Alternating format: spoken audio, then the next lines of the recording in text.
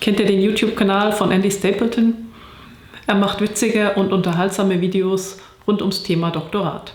Unten verlinke ich euch eins seiner Videos, in welchem er die Welt der Wissenschaft mit einer Sekte vergleicht. Also wirklich total witzig. In seinen neueren Videos probiert er auch verschiedene AI-Tools aus. Eins davon ist kürzlich erschienen zum Thema systematischer Literaturreview mit künstlicher Intelligenz. Und das wollen wir uns nun zusammen anschauen. The first step of doing a systematic literature review is coming up with a review question. Like, what do you actually want to know about the world, and how can you phrase that as a simple question? Jein, eigentlich eher umgekehrt, oder? Normalerweise hat man eine Forschungsfrage, überlegt sich dann, wie man die beantwortet, also mit welcher Methode. Und unter Umständen kommt man dann zum Schluss, dass die Methode eigentlich eine systematische Literaturübersicht ist. Also zum Beispiel, wenn es schon einige Studien zu dem Thema gibt. Umgekehrt sehe ich es eigentlich nicht. Also ich habe nie die Aufgabe gekriegt, mach mal ein Literaturreview und dann musste ich mir ein Thema überlegen. Aber es kann natürlich sein, dass ihr das zum Beispiel im Rahmen eurer Bachelorarbeit oder Masterarbeit so machen sollt. Schauen wir mal weiter. You can write down all of the questions you want and then choose from the best one or a combination, but I like to go to ChatGPT and use them as like a sounding board and a research assistant so that they can help me really sort of refine what I actually want to do a systematic literature review on. So here we are, we head over and we say, help me define a systematic literature review research question about beards and their smell. Maybe that's what I was interested in. My beard smells lovely. It smells like Australian sandalwood at the moment. Beautiful. It says a systematic literature review research question should be specific, blah, blah, blah. And then it comes up with one. How do microbial communities in beards influence, blah, blah, blah. And it gives me kind of a first start. Ja, warum eigentlich nicht? Also kann man ja mal ausprobieren. Then, once you've got a research question and you need to spend probably most of the time of the first bit of searching on this because it's so very important, come up with a definitive but broad, and I know that is so contradictory, but you need to come up with something that is focused enough that it will give you sort of like a good outcome, but not too broad that all of a sudden, you know, like you're dealing with thousands and thousands of papers. So ja, auch wenn es sich komisch anhört, da hat er recht. Also eure Forschungsfrage sollte natürlich nicht so spezifisch sein oder zu spezifisch, sodass ihr am Ende gar keine Literatur dazu findet, aber eben auch nicht so breit, dass man ganz viel dazu findet. That is the challenge, and use ChatGPT to get that balance. Now, you can also use... Ja, die Frage ist natürlich, ob ChatGPT schon weiß, wie viel Literatur es zu welcher Frage gibt. Ich glaube eher nicht. Frameworks, there's different frameworks that you can use which will help you with this first sort of like step. And I just asked ChatGPT. I'm familiar with some of these, but some of these were new to me as well. I said, what frameworks for a systematic literature review can be used for this question? And it says Prisma, it used Cochrane Handbook for Systematic Reviews, it's got the Joanna Briggs Institute methodology, Spider and Pico. One of the most... Ja, das sind Frameworks, aber die eignen sich natürlich nicht alle, um die Forschungsfrage auszuformulieren. Also Spider oder Pico würden sich eignen, um die Forschungsfrage zu spezifizieren, aber zum Beispiel Prisma ist ja ein Reporting-Tool. Also das ist hier zwar ein Framework im Bereich systematische Literaturübersicht, aber nicht beim ersten Schritt, nämlich Frage formulieren.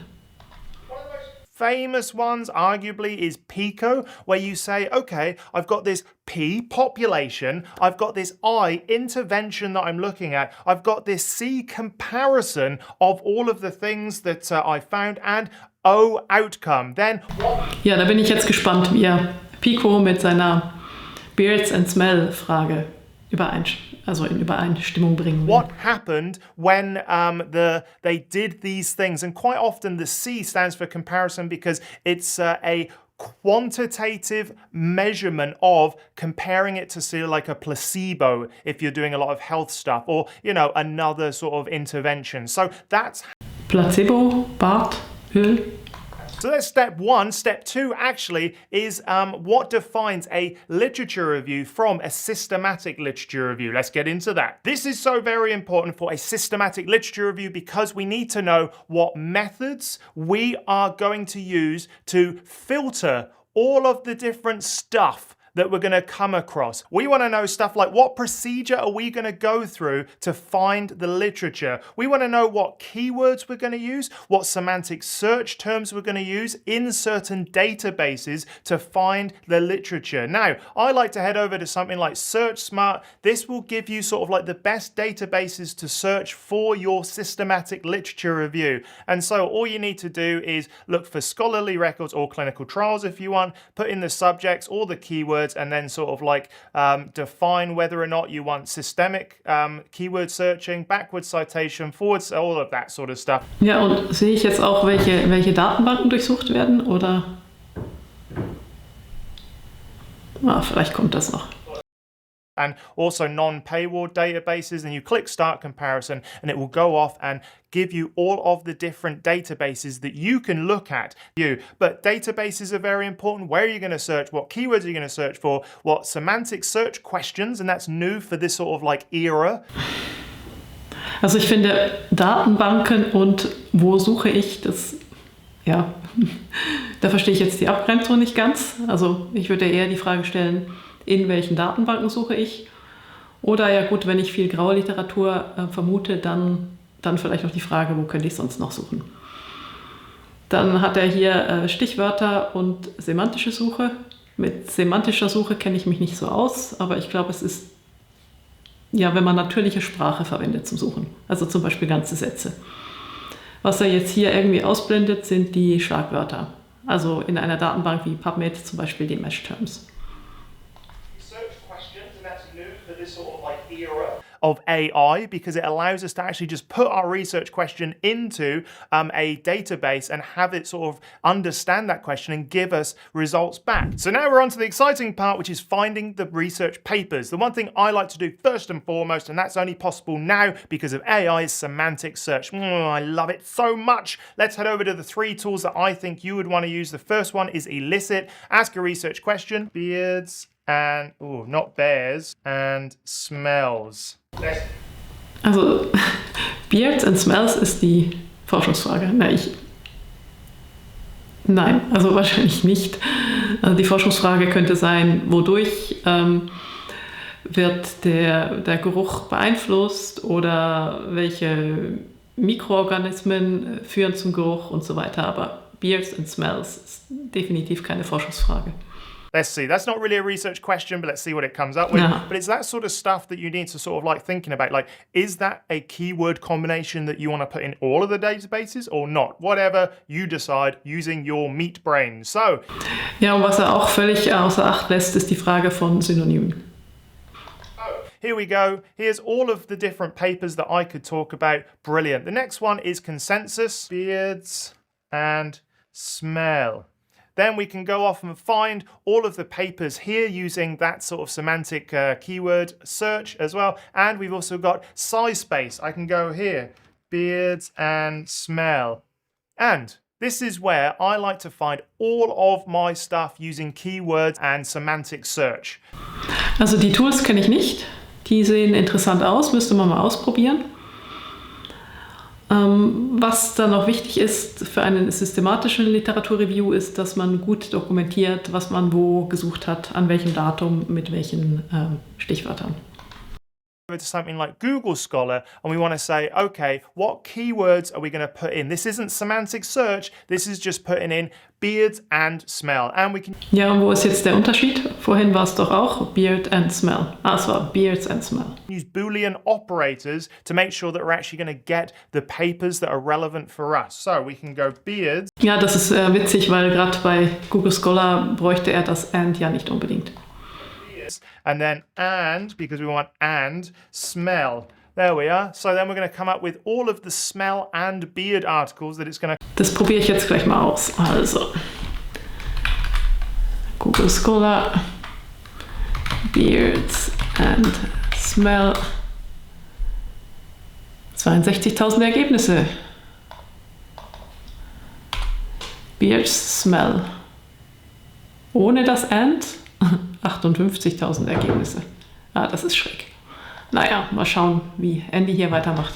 Come up with the smell report, shame and glory. Hat auch über Beards, 60.000. even after Beards became merely rather than daring, the rather radical. Oh my god, I don't like this one. The British Journal of Sociology. Come on now, you can do better than that. But that is where you can go and actually find all of this information. And so. Ja, genau. All of this information, 60.000 Titel, die man dann screenen muss. Keine gute Idee. And now we need to filter and screen and read. Mwah! Once we've ended up with a load of papers from our searching based on the criteria and the methods we set out in step 2, we've now got like an exclusion and inclusion protocol where we need to say, okay, we've got... Ja, genau, das Protokoll, das... ja. Vielleicht besser schon am Anfang angefangen hätte zu formulieren, aber spätestens jetzt. All of these studies, which ones are we going to include and which ones are we going to exclude? And it's a really sort of like simple process of just filtering. This is why you need a load of papers at the top, put loads of papers at the top, and then they have to filter down to the useful papers down the bottom. And it may only be a small fraction of all of the papers you found, but this is what a systematic review is all about. Ja, das ist so, dass man mit relativ viel Literatur anfängt, die man durch die Suche findet und am Ende vermutlich relativ wenige Papers einschließen kann. Aber das ist nicht, worum es geht bei einer systematischen Literatursuche, sondern worum es geht, ist, dass man eben dass die Suche systematisch ist, dass man sie gut dokumentiert, sodass sie von jemand anderem nachgemacht werden könnte. It's about making sure that we include the papers that are relevant for your research question and not just like general themes. Ja, und wichtig auch, dass man eben möglichst alles findet zu der Forschungsfrage. Which is like a normal literature review where we just sort of say, oh yeah, there's this theme and this theme and this theme. No, this one's much more focused, so we need to filter it. I like to use the Prisma flowchart to work out which ones I'm getting rid of and keep track of the ones I've got rid of. And das Prisma Flowchart ist nicht dazu da, dass man herausfindet, welche man behält und welche man nicht behält. Dafür gibt es die Einschluss- und Ausschlusskriterien. Das Flowchart ist dazu da, dass man dokumentiert. Bin gespannt, wie er das jetzt macht mit seinen 62.000 BART-Papern. How much I filtered it down. So, a Prisma flowchart looks like this. We've got identification. Ja, hier hat er aber irgendeins genommen aus einem Paper. Das ist sicher nicht aus seiner Suche. Und das ist auch nicht so ganz vollständig, nicht? Also man sieht jetzt hier nicht, wie viel in welcher Datenbank gefunden wurde. Dann steht Record Screened, da hätte man vielleicht mehrere Schritte. Titel- und Abstract Screening, dann Volltext Screening. In the top here, and then we've got records identified through database searching. In this case, they had 96, and then we've got other additional identified through other sources, and this was none in this. Das erklärt er nun relativ ausführlich, das überspringen wir. Inclusion criteria that they set. That is so important, and that is very, very typical of a systematic review. So now it's about taking those special studies that you've... Das ist das Typische bei einer systematischen Literaturübersicht, ist eben, dass man im Vorfeld Ein- und Ausschusskriterien festlegt und sich dann genau daran hält und eben alle Papers einschließt, die diesen Kriterien entsprechen. Auch wenn die Aussage der Papers vielleicht nicht die ist, die man sich am Anfang der Arbeit vorgestellt hat. Found and getting all of the important stuff out of them. You should read them, especially if there's only 4. You should read them from end to beginning. No. Don't read them like that. Read them however you want. Normally with abstract, then to conclusions, then to introduction, then to method. Anyway, you get the idea. Another thing you can do is head back over to SciSpace, and in SciSpace you can actually get results from My Library. So if you put those very specific studies that you've filtered and found into your library, you can then ask it questions. Also die Frage ist ja nicht so sehr, ob diese Tools die Artikel irgendwie zusammenfassen können, sondern spannend wäre es, wenn die Tools mir spezifische Informationen aus den Artikeln raussuchen könnten. Also bei einer klinischen Studie zum Beispiel, was war die Behandlung, was war die Kontrolle, wie viele Personen wurden eingeschlossen und so weiter. But doing that means that you're not going to miss out on anything because you're going to use old school tactics by just reading, read, and new school tactics by using AI. AI. Together, they are the perfect combination. Also fassen wir mal zusammen. Ein cooles Shirt, unterhaltsames Video und ein paar neue Tools, die man sich mal anschauen sollte. Yes. Auf der anderen Seite definitiv nicht die Vorgehensweise für eine systematische Literaturübersicht. Danke Andy, danke euch fürs Zuschauen und bis zum nächsten Video.